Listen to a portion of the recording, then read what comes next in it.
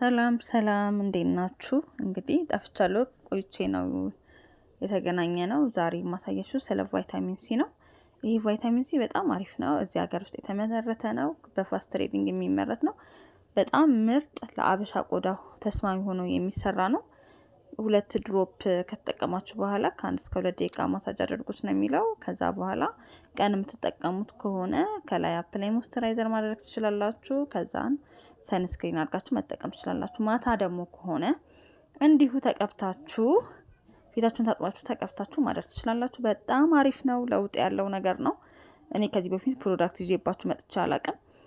ይሄ ግን በጣም አሪፍ ስለሆነ ሲጀመር ቫይታሚን ሲ እኛ አሁን እየተጠቀምን ያለ ነው ከውጭ የሚመጣውን ነው።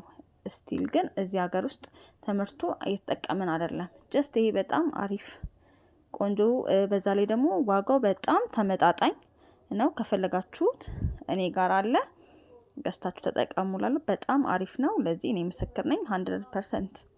ይሄንን ምስክር ሆናችኋለሁ። ሰላም ሁኑ።